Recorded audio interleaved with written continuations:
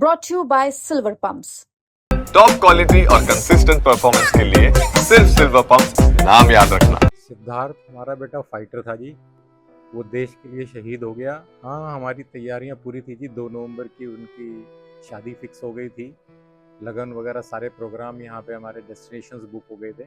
वो हमारा पक्का रिश्ता होने से पहले ही वो हमारे को अपना समझने लगा था। इतनी काबिलियत थी जी लड़के के अंदर, जो कि बहुत टफ है आज के टाइम में। लोग शादी के बाद जाके शुरू होते हैं कि ये मेरा घर है जी या ससुराल है, लेकिन उसको इस घर में और उस घर में कोई फर्क नहीं लगा। जब आपसे क्या कहना चाहें, सिद्धार्थ साहब से बातें होती थी, किस चीज़ का क्या ऐसा स्वभाव था?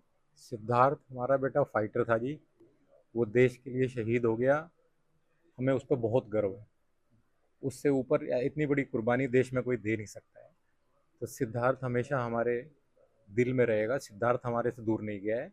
उसने देश के लिए कुर्बानी दी है। सिद्धार्थ हमेशा हमारे दिल में रहेगा। वो हमारे को 6 महीने से जानना शुरू हुआ था, लेकिन ऐसा था कि जैसे हमारे को 60 सालों से जानता है। हमारे साथ इतना अटैच हो गया था वो। तो उसके अंदर एक कला थी अपनी कि किसी को भी अपना बनाने के लिए, तो वही उसने देश के लिए किया है कि मैं अपनी देश के लिए अपने आप को आगे रखूंगा। जो उसने किया वहाँ पे, वो उसका सर्वोच्च बलिदान है। कोई दे नहीं सकता आज की डेट में। बहुत कम लोग होते हैं जो इस बारे में सोचते हैं, लेकिन एक सैनिक ही दे सकता है। तो देश के लिए गया है। क्या कहना चाहें सिद्धार्थ, जिस तरीके से, क्योंकि एक खुशी का माहौल आना था, एकदम गम में बदल गया, लेकिन एक देश के लिए दिया तो वो भी एक खुशी। लेकिन क्या कहना चाहेंगे, क्योंकि कम समय था, आपने तैयारियां कर ली थी, क्या कहना चाहेंगे? हाँ, हमारी तैयारियां पूरी थी जी। 2 नवंबर की उनकी शादी फिक्स हो गई थी। लगन वगैरह सारे प्रोग्राम यहाँ पे हमारे डेस्टिनेशंस बुक हो गए थे। वो बहुत खुश था।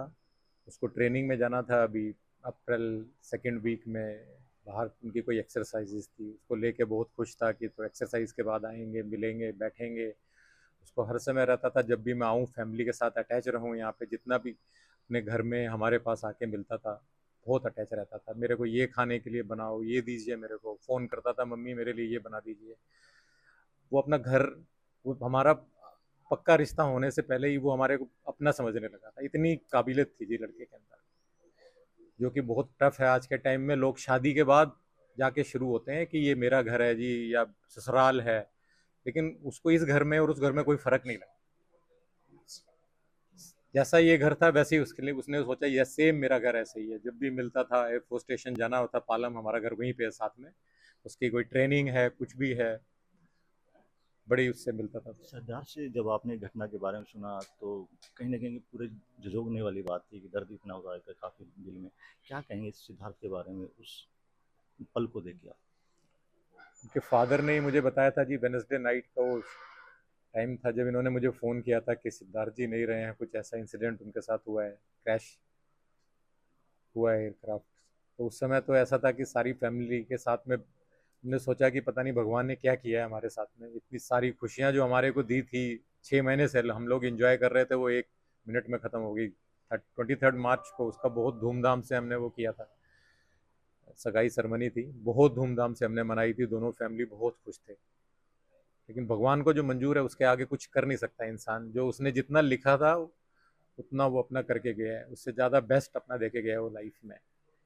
तो हमारी दुआ है भगवान उसको खुश रखे, उसकी आत्मा को शांति दे। ऐसे ही माँ सपूत पैदा करें दुनिया में, जो देश के लिए अपनी वो दे दें। अपने को आगे ना रखे, देश को आगे रखें।